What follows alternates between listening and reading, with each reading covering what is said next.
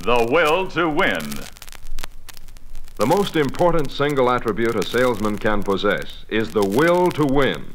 Now, that may sound corny, a parlay of Benjamin Franklin, McGuffey's Reader, and Horatio Alger Jr., but nevertheless, it's true.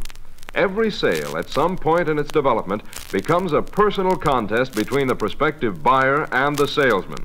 Unless the salesman possesses an unconquerable will to win, the sale will never be closed.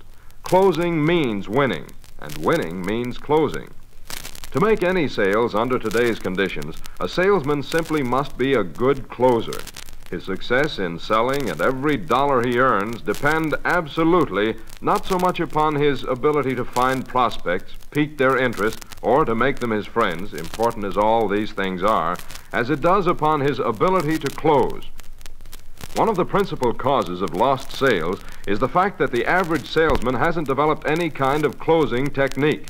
He relies upon the customer to close the sale by buying. At the crucial moment of the sale, he doesn't know what to do, so he trusts to luck, does nothing, and prays that the customer will say yes. This happens thousands of times every day. An earnest, hard-working salesman calls on a prospective customer. He presents a good appearance, he knows his product, and he speaks with sincerity and conviction. Then, invariably, he reaches the point where the sale should be closed. 9 times out of 10, the prospect will even give him a direct cue. Everything you said sounds very reasonable. Now, is there anything else I ought to know? Well, no, I guess I've covered everything. Then it's up to me to buy or not to buy, is that right? Why, yes, if you put it that way, I guess it is. Naturally, the prospective customer didn't buy. He was ready to buy, but the salesman either didn't recognize the situation or he didn't know how to handle it. A salesman familiar with closing techniques would have handled the same set of circumstances in an entirely different way. Everything you've said sounds very reasonable. Now, is there anything else I ought to know? Yes, several things. You know the price of our product is competitive, and I've already demonstrated its superiority under actual working conditions right here in your office. Well? I also want to point out that it's manufactured in several different color finishes. You have a choice. I'm not interested in color. In fact, I've decided to forget the whole thing. I'm not going to buy. Government tests prove that color of a mechanical device has a definite effect on the efficiency of its operator. No. We also manufacture a portable model in this same line. It'd be convenient for you to use at home, or maybe your daughter Helen could use it in her high school homework. How did you know my daughter's name? Well, she's a good friend of both my youngsters. They have portable models of this machine. Is that so? I can give you a good combination price if the office and portable model are on the same order. All right. What kind of price? It's obvious that the second salesman knew what he was doing. He used several different closing techniques, but the principal motivation for his success was the desire to close. In other words, the will to win. This is the first secret of closing sales. There are a number of others equally important, which we'll explore in detail throughout this recording. But the basic premise of successful closing lies within this simple truth: the will to win.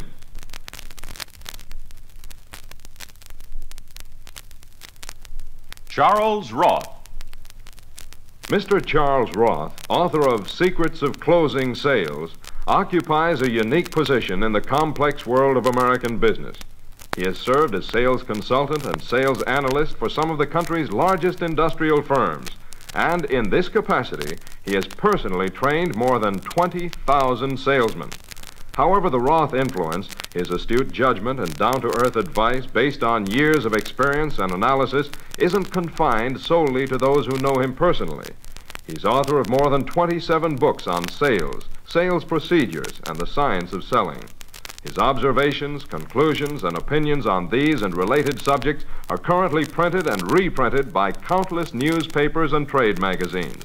Consequently, there are probably more prosperous salesmen in the country today who attribute their successful selling techniques to the advice of Charles Roth than to any other single source. In sharp contrast to some of his contemporaries, Mr. Roth has condensed his experience and advice into fundamental, easy-to-understand language that deals in facts rather than theories. Throughout the Secrets of Closing Sales, he has also drawn many lessons and rules from the knowledge and experience of numerous other salesmen. With typical modesty, he states simply, These closing rules and practices are not the result of any one man's thought or experience. Rather, they are the outcome of countless tests by thousands of salesmen to determine the factors in human nature which cause people to act in the way we want them to act. Actually, all I've done is to organize, classify, and illustrate these rules. Everyone accepts that statement, although it in no way lessens Mr. Roth's valuable contribution to salesmanship. For as long as a man cannot go out and close sales that don't close themselves, as long as he cannot make up his customers' minds for them, as long as he cannot direct their thoughts into proper channels, overcome their fears and tendency to procrastinate, he isn't a salesman at all. He's merely a conversationalist. The way a salesman learns how to become a closing specialist is by acquiring the correct habits of selling. He first learns the practical rules which cause people to respond immediately and favorably. Then he practices these rules until they become a part of his everyday selling equipment. When he goes out, it is as a finished salesman, a closer. Such a man makes more sales easily, naturally, and inevitably. It was the furtherance of these principles that guided Charles Roth in preparing this presentation. He calls it the Rule of Three. First, the principle behind the close, the philosophy of the subject. Second, The practice that makes use of the principle. And third, examples of how other salesmen have used the principle and the practice in closing sales. Those are the essential points of Charles Roth's Secrets of Closing Sales. Now, in the subsequent bands which follow, we'll learn how to apply them, how to close every sale successfully.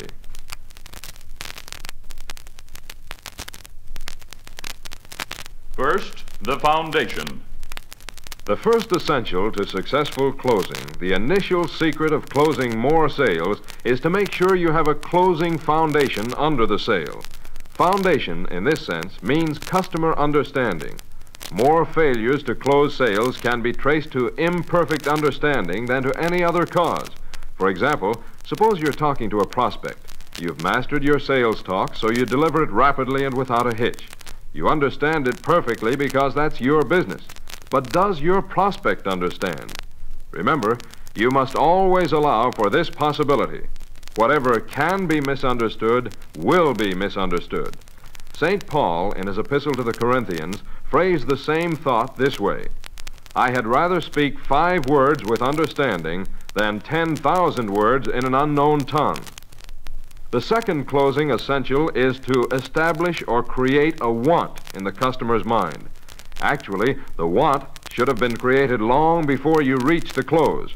But in the event it's not there, you'll have to backtrack and bring it into being. We all know the principal motives or wants of a prospective customer. Generally, they're for health, wealth, admiration, security, amusement, or self-improvement. However, such a list doesn't include the chief motive that a salesman appeals to when he's pressing for a sale. There's a motive we euphemistically call weakness or sales resistance. It doesn't mean weak in the usual sense of the word. It just means the weakness we all have of not being able to say no when a gracious and insistent salesman is pushing to close a sale. It's only human to yield to the motive of weakness, and only a very strong-willed person can resist the gentle but strong onslaughts of a persuasive salesman. In reality, we're pushing our prospects, but we've been pushed ourselves, so we know how it feels. It's the same idea that traveling carnivals use. We've borrowed the principle, but not the method. I'll explain what I mean. A few years ago, in studying my own reactions to sales appeal, I was amazed to discover that every time I stood in front of a carnival barker's tent show, I ended up buying a ticket to see something I cared nothing about and had no desire to see. And yet every time the barker started his spiel, I seemed to be caught up in an irresistible tide. The price of admission is only 25 cents, 2 dimes and a nickel, 1/4 of a dollar, to witness the scientific marvel of the age. But you say that's not enough. You say you're not satisfied. You say you want more for your money. I couldn't understand how the barker could sell me on spending 25 cents when he hadn't created a motive or want in my mind. Actually, it was very simple. Upon investigation, I learned that the carnival employed several shills, or pushers, who started to push the crowd toward the ticket seller's booth every time the barker began talking. As salesmen, we used the same pushing principle every time we pressed for the close of a sale. Not physically, of course, nor with any of the brow-beating tactics of the old-time high-pressure artist, but we push with subtleties, with graciousness, and with gentle insistence. Once you've appealed to the prospective customer's weakness or sales resistance, don't take no, 2 no's, or a dozen no's for the final answer. As long as you're gently persistent, you'll be welcome, and you'll probably close the sale.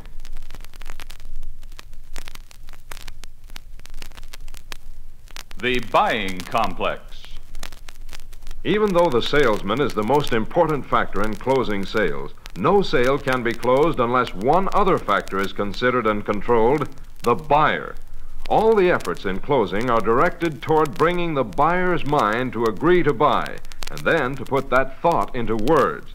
For many years, salesmen went along blindly, sometimes making sales, more often losing them, because buyers changed their minds, apparently for no reason at all.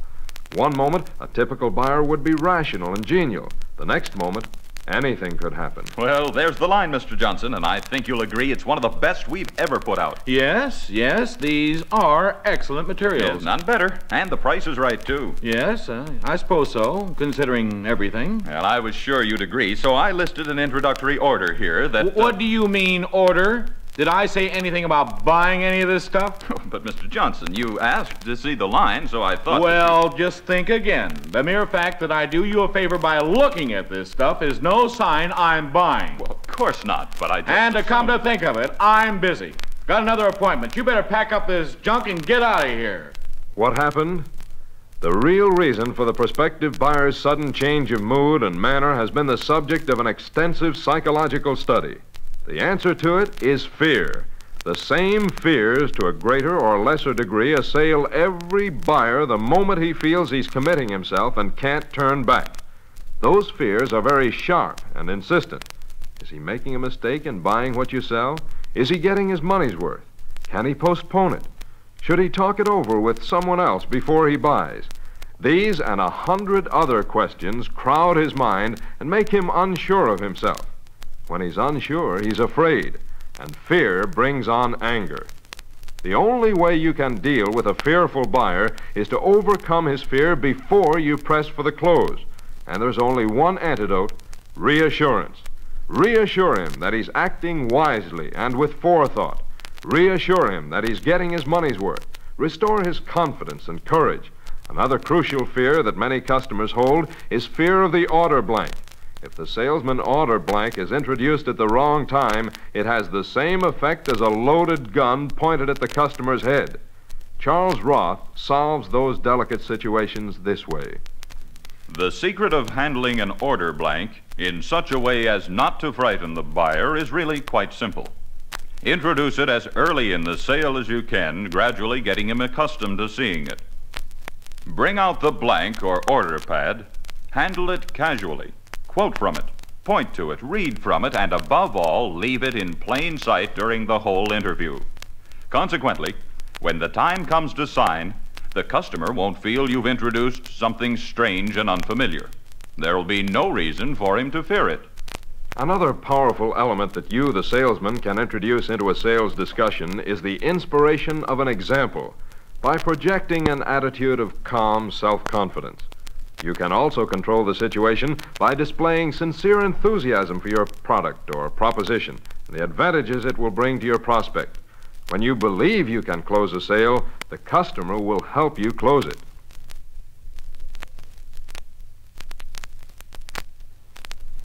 The right time to close. More sales are lost because the salesman didn't try to close at the right time than for any other reason. Either he waits too long before trying, or he doesn't wait long enough. The old-time salesman believed steadfastly in what he styled the psychological moment to close. He believed that the genius of salesmanship consisted in perceiving exactly when that precious psychological moment had arrived. He also believed that salesmen had to be born with this talent. They couldn't acquire it. Modern salesmen and sales executives who have studied carefully the question of closing sales know better. They know there is not just one psychological moment during every sale, but several, 3, 5, 9, or a dozen. Furthermore, they know they can create these psychological moments as they will. There's no need for a salesman to guess or wonder whether the moment has arrived. He can, by a simple testing process, determine exactly when the prospect is right for the close. How? It's one of Charles Roth's most valuable secrets of closing sales. There is only one time to close, and that is the moment you believe you've made the prospect want what you're selling. To try sooner is foolish. It won't do a particle of good to push a prospect for an order before he wants the product or service you're offering for sale. You have created this want by appealing strongly to the motives that cause him to buy. You're sure he understands everything you want him to believe. You've also, through reassurance, done your best to overcome his fears. Now, only one step remains before the close, and that is to keep your eyes open for buying signals. Buying signals are both spoken and unspoken, either words or actions, including facial expressions, or both.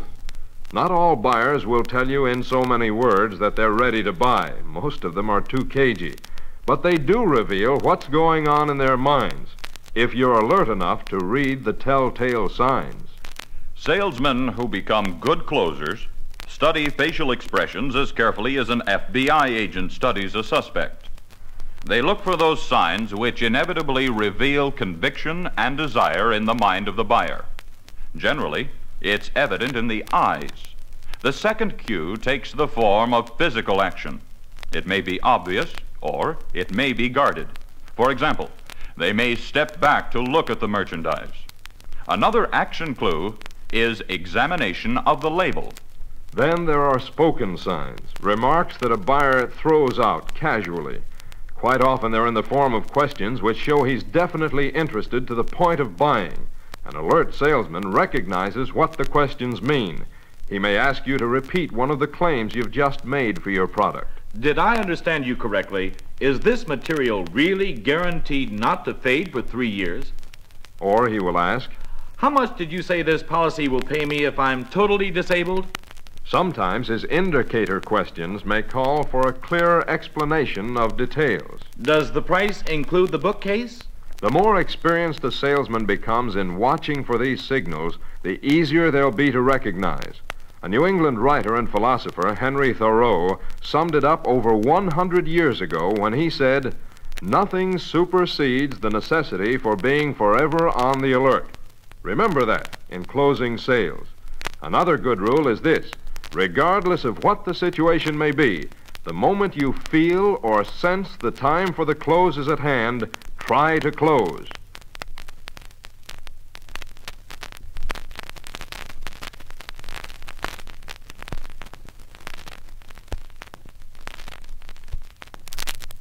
Closing techniques that make sales. Good closers employ certain techniques which are the result of countless experiments in finding the most effective way to make a buyer say yes. There's no guesswork, novel or sensational. In fact, their value lies in not being anything new. They're time-tested and proved. The particular technique which a salesman uses in closing a sale depends largely upon circumstances, but it also depends somewhat upon his own personality and temperament, and upon those of his prospect. Mr. Roth has explored, assembled, and revised 7 of the principal techniques that are used by master salesmen in closing sales. We'll consider all of them in detail, but first, a brief description which will make future reference more familiar. Number 1, the assumptive technique. When you use this particular kind of closing gambit, you assume the prospect is going to buy. You take it for granted that he's going to say yes. Number 2, the subordinate question technique. By getting the buyer to decide upon something of subordinate or secondary importance in connection with the purchase, you can make him tell you he's ready to buy. Number 3, physical action technique. Good salesmen follow the rule of using physical action in practically all of their closing arguments. They know that physical action is the easiest, surest, and quickest way to make the buyer buy. It's safe to say that 9 prospective sales in 10 can be closed by the use of physical action in some form or another. Number 4, the impending event technique. This is a form of closing which is based on reference to some impending event and the effect such knowledge will have on the prospect. Although it borders on pressure methods, it has a legitimate place in the ritual of a good salesman. Number 5, the narrative technique. Narrative selling is the technique of telling stories to illustrate points and bring about action. I think when we explore it further, you'll agree with me that this is a specialized form of closing that will help you to make many difficult sales that you might otherwise not be able to make at all. Number 6, inducement strategy technique. This is a closing method which rests its case upon the introduction of something in the way of a special inducement to buy. It's almost perfect if properly used because it appeals to that get something for nothing weakness that all of us have. And finally, number 7, the ask them to buy technique. While many sales managers will not permit their salesmen to ask for business bluntly, there are certain times and certain conditions under which the best selling strategy possible is simply to ask for the order. A salesman's obvious question at this point is to ask which of these 7 tested techniques should be used in closing a given sale. Well, there can be no hard and fast answer to that question because the right technique depends upon the time, the circumstances, and the personalities involved. A closer study of each method will tell you which technique is indicated. We'll examine them in subsequent bands of this recording. The subordinate question. The first in the list of 7 tested methods for closing sales is the assumptive technique. It doesn't require any extensive exploration because the name is self-explanatory. You assume the buyer's going to buy, so you are absolutely positive in everything you do and say. With this kind of attitude and confidence, you'll engender similar qualities in the prospect's mind, and you'll close the sale. The subordinate question technique is a little different, yet it has always been and always will be one of the smoothest and most effective ways to close a sale. If the prospect isn't ready to buy, he merely thinks this is part of the selling routine. If he is ready to buy, he accepts the question as a matter of course, believing all the time that it was he who made up his mind. The salesman had nothing to do with it. Take, for example, the floor salesman of an automobile agency that sells expensive sports cars. Good morning. May I help you? No, I guess not. Just looking around. Well, you're welcome. Ever drive one of our sports cars? No, too expensive for me. Not interested. What does this one sell for? That's our special model. It lists at $5,500, just as it sits there, all equipment included. $5,500? Great Scott, no wonder you include everything. That's too much money. Well, 320 horsepower, stick shift, 4 speeds ahead, fuel injection, standard equipment. Yeah, but 55. Well, say, suppose you did decide to buy that car. You'd want your initials, a monogram on the door, wouldn't you? I don't know. Well, it gives the whole thing class, providing the letters are small, in gold leaf. Look, I've got a little book of sample lettering styles here. Let's hold them against the door and see how they'll look. There. How's that? The bold Roman type. Nah, too big. All right, then what's wrong with this? English script. Too fancy. Nobody could read it. Well, here's another style, Futura. Well, looks too small to me, though. What do you mean, too small? You don't want to make a billboard out of a private car, do you? Well, it's each to his own taste, I guess. After all, it's your car. We'll monogram it any way you say. You're darn right it's my car. And I want those little letters on it. Okay, it's like I said, you're the doctor. By the way, I don't think you mentioned your name. I'll need to write it up on the order. My name's Johnson, Clay Johnson. And it's got two N's in the last syllable. I live at... It's in this manner that the subordinate technique generally works in 9 cases out of 10. All you do is assume the prospect will buy. Then, when the time comes to close, ask a question that's entirely secondary to the real issue. Thus, your prospect is faced not with a major choice that might engender some fear, but with a minor subordinate matter to decide. Use it, regardless of what product or service you sell. You'll find closing the sale a lot easier.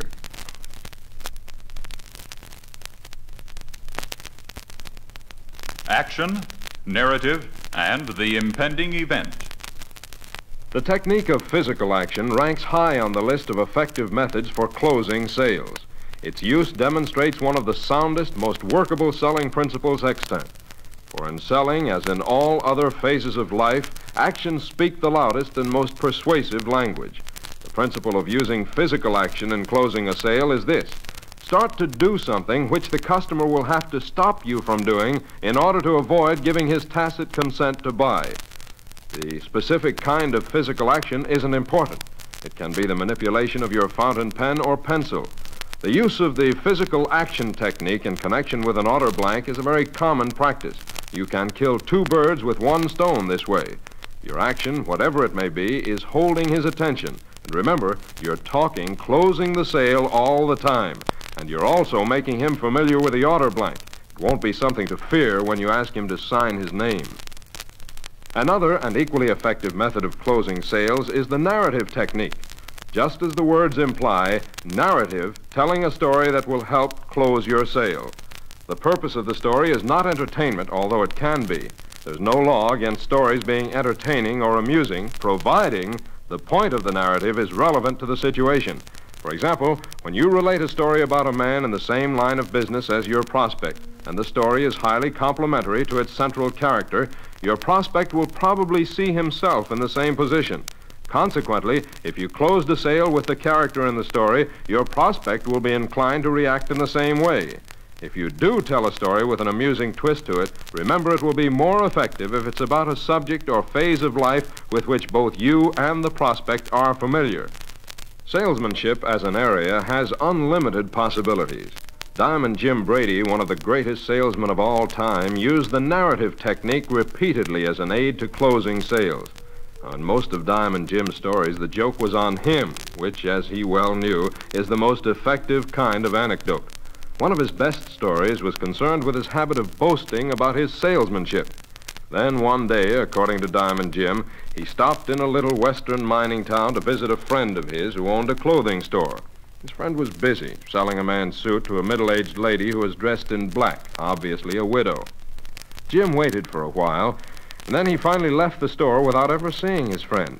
He said he was too embarrassed to wait any longer. Why, his audience invariably asked. Because, Jim would reply, I thought I was a good salesman until I saw that man selling. He's greater than I'll ever be. Well, what do you mean? One of his listeners would inquire. You see, Jim continued, the lady was really a widow. She wanted to buy a suit to bury her husband in. Well, did he sell her? Sell her, Brady would boom. That super salesman not only sold her the suit, but an extra pair of pants to boot. The impending event technique is another method that will oftentimes work wonders in closing. The salesman, at the moment of closing, brings up some impending event which necessitates immediate action. It would be an expected rise in the price of the product or a special discount that can be earned by immediate action. Many salesmen find that the impending event technique constitutes the strongest possible lever they can apply in closing sales. Naturally, it can't be used indiscriminately by predicting impending events that will never happen. That destroys confidence. But if a salesman sticks to facts, he'll find that he can capitalize on conditions and events. Oftentimes, they are strong selling and closing tools.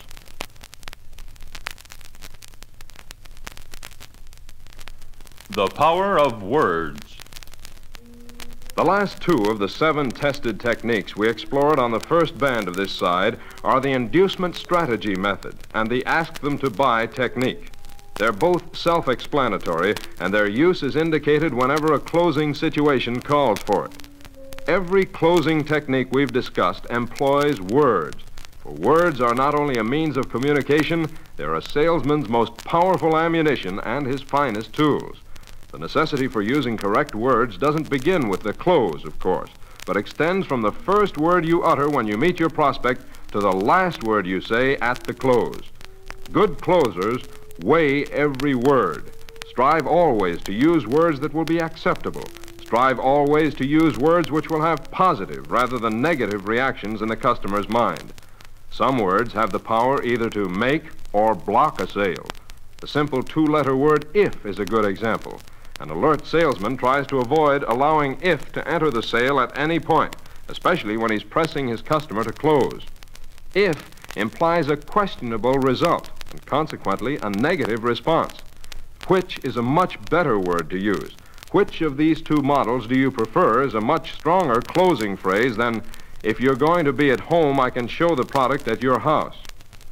In influencing the minds of others, there are a few words from among several 100,000 which crowd the dictionary that seem to have extraordinary power. They're not difficult. They're just simple, common, everyday words. But every salesman finds them invaluable when he closes a sale. One of these is the word why. When it's put in the form of a question, why is one of the hardest words of all to answer without committing yourself. When a salesman uses it properly, it's the best one-word answer in the world. For example, suppose the customer says, I don't think that's exactly what I want. The salesman's best response is why. Another powerful word in selling is a contraction of two words, let us. In common usage, it becomes let's, because it indicates at least two people. It's a cooperative word and unselfish. It's infinitely better to say to a prospect, let's see why you'll get more for your money when you buy this product, than it is to be offensively dogmatic with, I tell you, you'll get more for your money. But the magic words in closing sales don't stop with those two by any means. How is an equally good word. I'm going to show you how you'll save money is acceptable in almost any situation. And the word truth will always demand immediate attention. Possibly the reason is because we've learned to respect the truth. The final choice of words you use in asking for the order, no matter what your closing technique has been, is extremely important. In fact, most of the country's large selling organizations have worked out safe final phrases for their salesmen to use. Many times, good sales have been bungled by a few ill-chosen words used at the last minute in urging the customer to sign the order. The old-time salesmen tried to browbeat their customers with phrases like, all right, sign your name here right on the dotted line. The customers defeated that approach to the close by not signing. In the present day, we use powerful asking phrases such as, just your name and address, please, or, would you mind looking this over, then put your name on the next to last line. Words are indeed our greatest power in closing sales. We owe it to our customers and to ourselves to study and use that power carefully.